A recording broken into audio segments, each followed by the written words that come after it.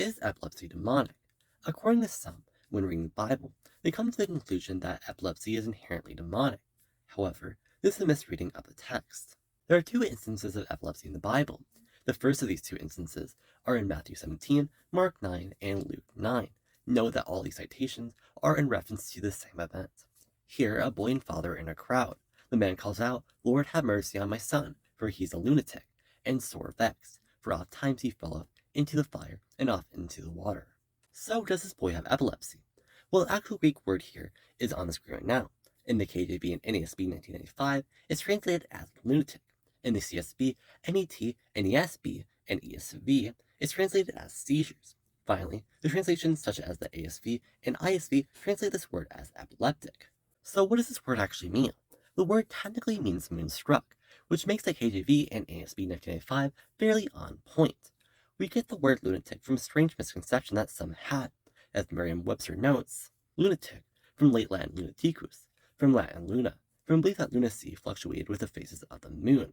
We get more information about this condition in Mark 9, verse 18, where it said that the boy was tearing up, he was foaming, gnashing his teeth. Foaming of the mouth and gnashing of the teeth can happen when one has a condition pertaining to seizures. So it's very likely that this kid did have epilepsy or some other condition which had something to do with seizures. And in Mark 9, verse 25 to 26, we see that Jesus did indeed cast out some sort of demon, so this boy did have some sort of demonic possession. At the current state, one may assume that Jesus believed that all of his seizures had some sort of demonic possession. However, Jesus' disciples never claimed this, merely that the specific boy had a demon. The text never actually claims that every single person who has seizures has some sort of demonic possession. What is most likely is that being possessed can cause these symptoms, or this condition, not that every person who has these symptoms are possessed.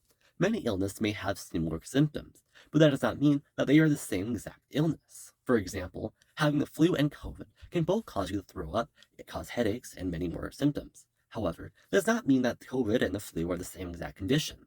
And of course, in Matthew 4, we see a sort of separation between being possessed and merely being epileptic, and his, being Jesus, fame went throughout all Syria.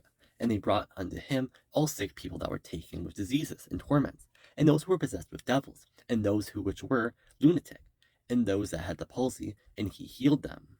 To reiterate this point, those who were possessed by demons or devils, and those who are lunatics, remember this is a word that refers to people's seizures, are classified as different groups in the scenario.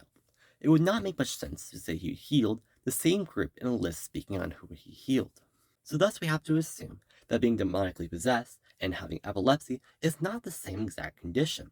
Rather, they simply have similar symptoms.